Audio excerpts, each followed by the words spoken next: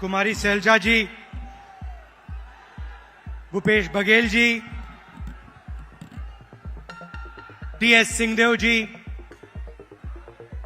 चरणदास महंत जी, तमराज साहू जी, दीपक बैद जी, फूलो देवी नेताम जी, छत्तीसगढ़ के मंत्री, एमएलएज, हमारे प्यारे पार्टी के कार्यकर्ता, बब्बर शेर,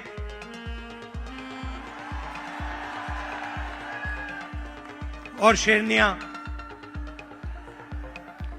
भाइयों और बहनों, छत्तीसगढ़ के युवाओं,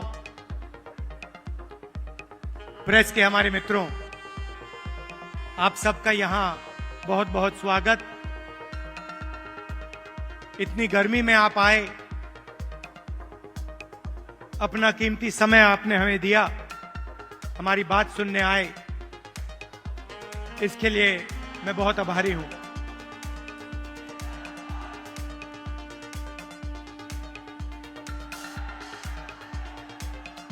कुछ ही महीने पहले कर्नाटक में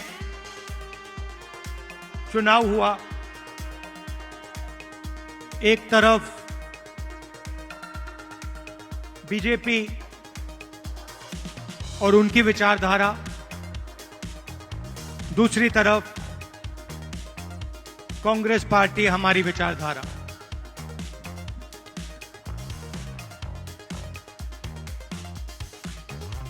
उनका काम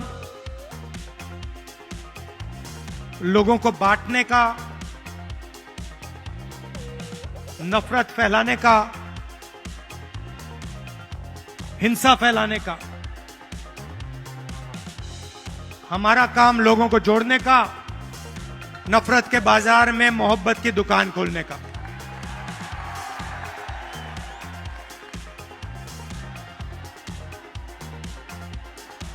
और कर्नाटक में हमने कहा, जैसे पहले हमने छत्तीसगढ़ में वायदे किए थे, किसानों को सही दाम देने का वायदा जो हमने पूरा किया, किसानों का कर्जा माफ किया, बिजली बिल हाफ किया, जैसे हमने यहां वायदे किए थे, वैसे ही हमने कर्नाटक में 5 वायदे किए। चुनाव से पहले बीजेपी के लोग हर बार वो कोई ना कोई नंबर निकाल देते हैं। कोई कहता है 230 सीट आएंगी, कोई कहता है 250 सीट आएंगी, मगर कर्नाटक में कर्नाटक के हर गरीब व्यक्ति ने पूरा दम लगा के कांग्रेस पार्टी को जिताया। और वही यहां हुआ था। देखिए, एक बात मैं साफ करना चाहता हूं, बीजेपी और नरेंद्र मोदी जी हिंदुस्तान के 2-3 अरबपतियों के लिए काम करते हैं। नाम आप जानते हो। कुछ ही दिन पहले दुनिया के सबसे बड़े फाइनेंशियल अखबारों में अदानी जी के बारे में कहानी आई, आर्टिकल छपा। दुनिया के सबसे बड़े फाइनेंशियल न्यूज़पेपर में लिखा था, अदानी जी जो नरेंद्र मोदी जी के करीब हैं, उन्होंने हिंदुस्तान से हजारों करोड़ रुपया बाहर देशों में भेजा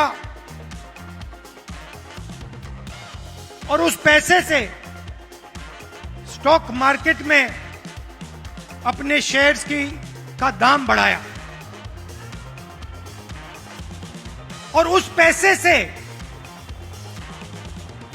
अदानी जी आपकी जो पूंजी है, आपका जो इंफ्रास्ट्रक्चर है, आपके जो एयरपोर्ट हैं, सुना है अब रेलवे स्टेशन भी उनको दिए जाएंगे।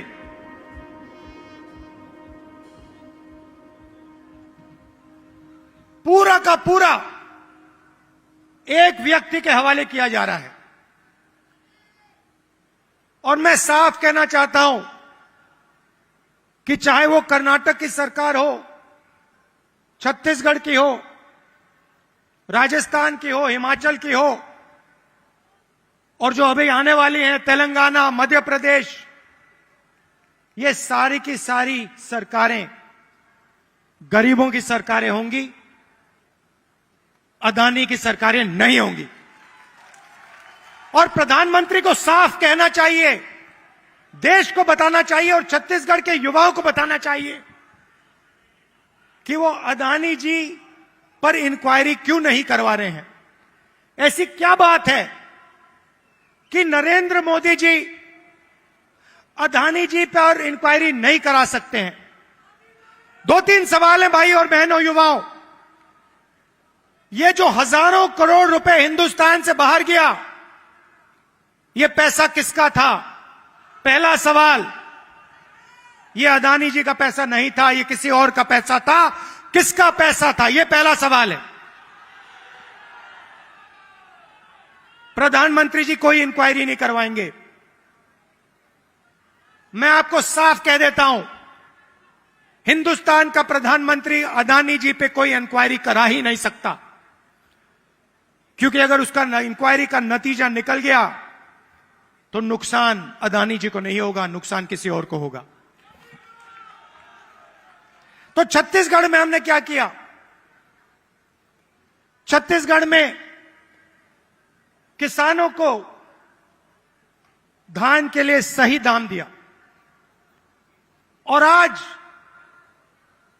आप सारे प्रदेशों को देख लीजिए, लिस्ट निकालिए, सवाल पूछिए, धान के लिए सबसे ज्यादा पैसा कौन से स्टेट में मिलता है? जवाब मिलेगा छत्तीसगढ़, छत्तीसगढ़, छत्तीसगढ़। और प्रधानमंत्री जी यहां आए थे, मुझे याद है, बीजेपी के सब नेता आए थे और कहा था कि कांग्रेस पार्टी इस वायदे को पूरा नहीं कर सकती है। कहा था पैसा नहीं है। हमने साफ दिखा दिया, पैसा है और वायदा पूरा हमने कर दिया। जहां भी हम जाते हैं, हम झूठे वायदे नहीं करते। 15 लाख रुपए का वायदा हम नहीं कर सकते। नरेंद्र मोदी जी ने कहा था काला धन वापस आएगा, 15 लाख रुपए बैंक अकाउंट में जाएंगे। उल्टा हजारों करोड़ रुपए हिंदुस्तान से बाहर जा रहा है। इंटरनेशनल अखबार कह रहे हैं कोई इंक्वायरी नहीं।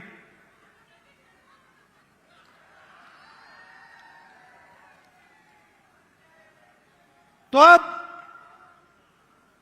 छत्तीसगढ़ के युवा जो हैं, आपकी बहुत बड़ी जिम्मेदारी है और हम चाहते हैं कि आप प्रदेश को चलाने में, राजनीति को चलाने में आगे आएं। आपको पीछे नहीं रहना चाहिए। आपकी जो नई जनरेशन है, भविष्य आपका है।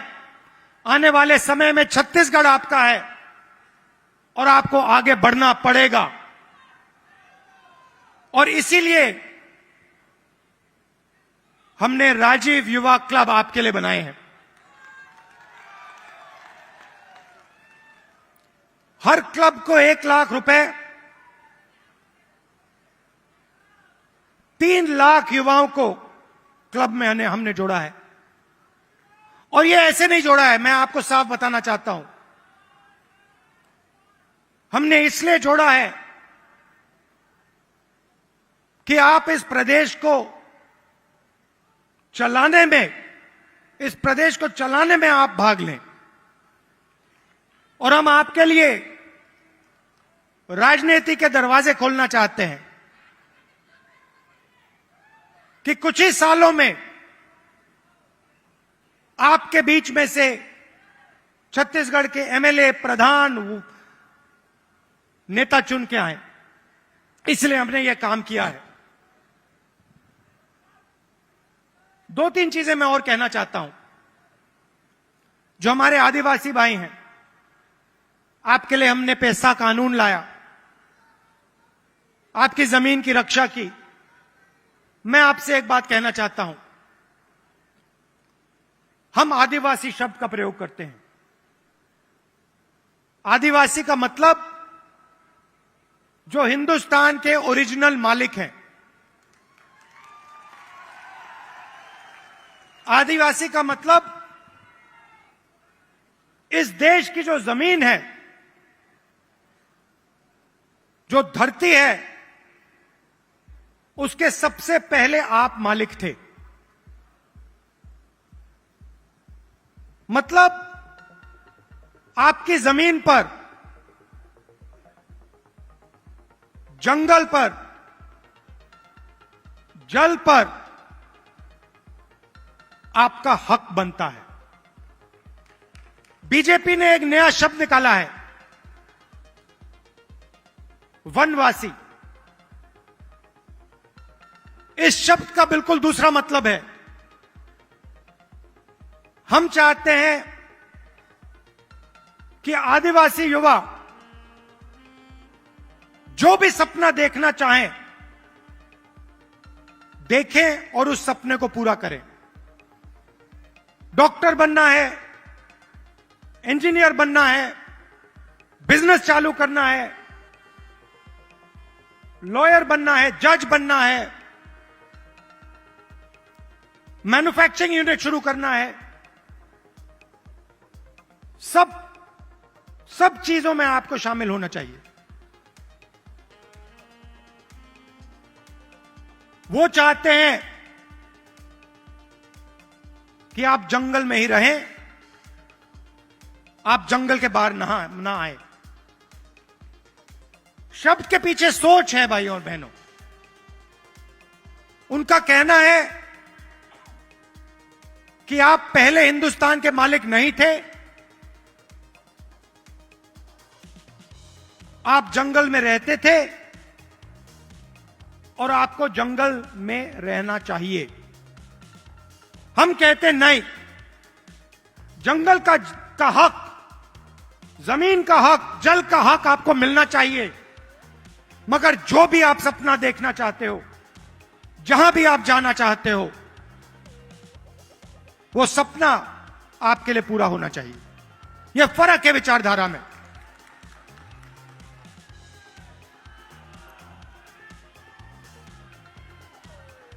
और पूरे देश में भाई और बहनों, पूरे देश में ये नफरत फैला रहे हैं।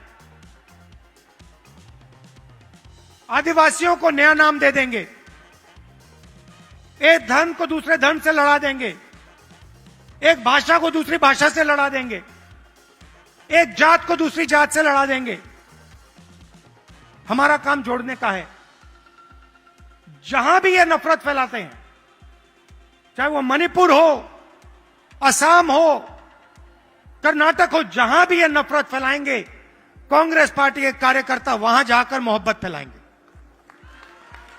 ये हमारा काम है, ये हमारी जिम्मेदारी है। आप देखिए, भारत जोड़ो यात्रा का यही लक्ष्य था। कन्याकुमारी से हम शुरू हुए, श्रीनगर तक गए,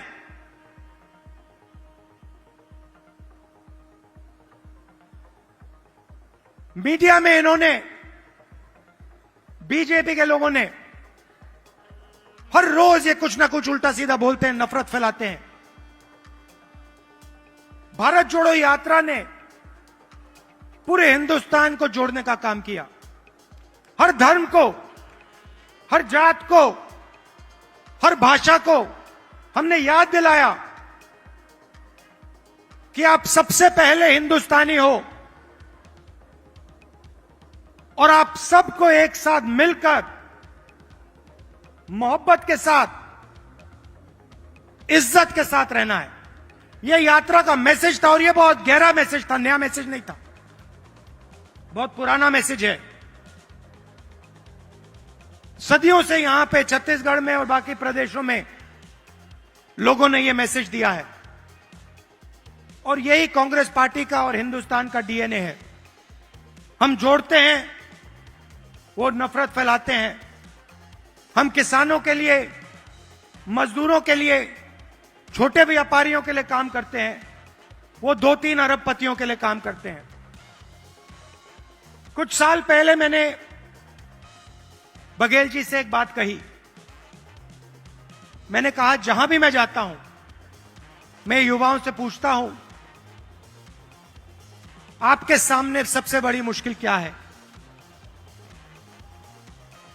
बीजेपी ने जो हिंदुस्तान की रीढ़ की हड्डी है, आर्थिक रीढ़ की हड्डी है, उसको तोड़ दिया है।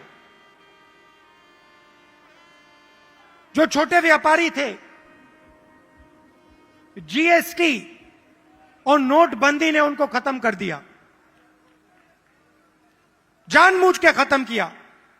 और जब भी मैं इनसे पूछता हूं, आपके सामने सबसे बड़ी मुश्किल क्या है, कहते हैं बेरोजगारी। और मैंने छत्तीसगढ़ के चीफ मिनिस्टर से कहा, देखिए, छत्तीसगढ़ में अलग अलग स्किल्स हैं, हर डिस्ट्रिक्ट में आप कुछ ना कुछ बनाते हो, मगर जो छोटे बिजनेस वाले होते हैं उनको बैंक का पैसा नहीं मिलता, उनको मीडिया का सपोर्ट नहीं मिलता। और मैंने छत्तीसगढ़ के चीफ मिनिस्टर बघेल जी से कहा कि आपका फोकस इन छोटे व्यापारियों पे होना चाहिए, छोटे बिजनेस वालों पर होना चाहिए, बैंक के दरवाजे उनके लिए खोलने चाहिए, और मार्केटिंग हो तो इनके लिए हो। और खुशी से मैं कहता हूं कि बघेल जी ने इस पे काम शुरू कर दिया है और इससे आने वाले समय में लाखों युवाओं को फायदा मिलेगा, हजारों नए बिजनेस खुलेंगे और लाखों युवाओं को रोजगार मिलेगा। देखिए, आपको सिर्फ छत्तीसगढ़ की नहीं सोचनी है। छत्तीसगढ़ हिंदुस्तान का सेंटर है।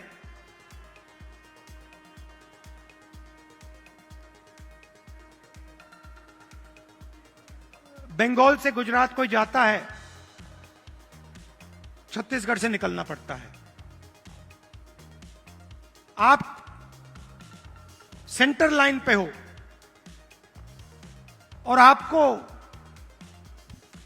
देश का लॉजिस्टिकल सेंटर बनना चाहिए कि आप इंफ्रास्ट्रक्चर तैयार करिए कि छत्तीसगढ़ हिंदुस्तान का लॉजिस्टिकल सेंटर बने।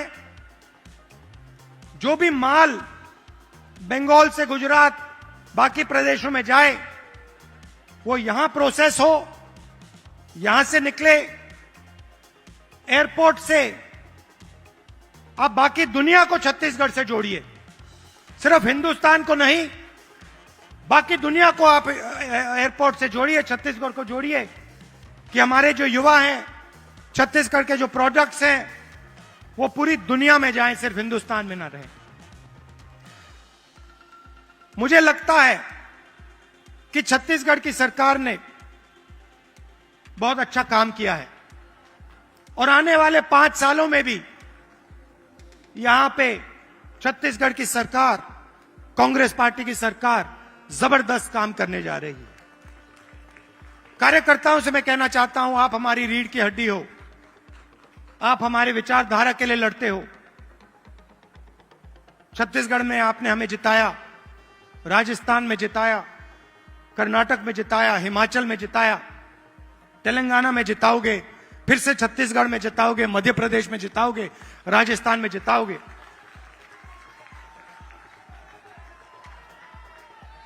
हमारी बघेल जी, हमारी सरकार को हमारे कार्यकर्ता की रक्षा करनी चाहिए। करती है, मगर और डट के जो हमारा कार्यकर्ता है उसे लगना चाहिए कि मैं कांग्रेस पार्टी का कार्यकर्ता हूं, मैं कांग्रेस पार्टी की विचारधारा के लिए लड़ता हूं और मरता हूं। देश को आपकी जरूरत है। नफरत से देश आगे नहीं जा सकता है, हिंसा से देश आगे नहीं जा सकता है, अर्थव्यवस्था नहीं बढ़ सकती है। मोहब्बत से, इज्जत से काम किया जाता है और अगर देश को जोड़ा जाता है, सबको एक साथ लाया जाता है, तो देश तेजी से प्रगति करता है। आप सब यहां आए,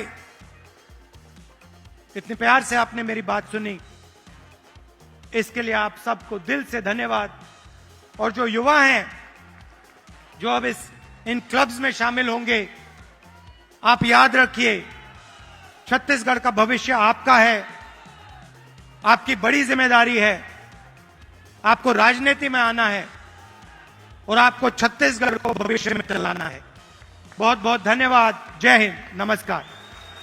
बहुत बहुत शुक्रिया आपका।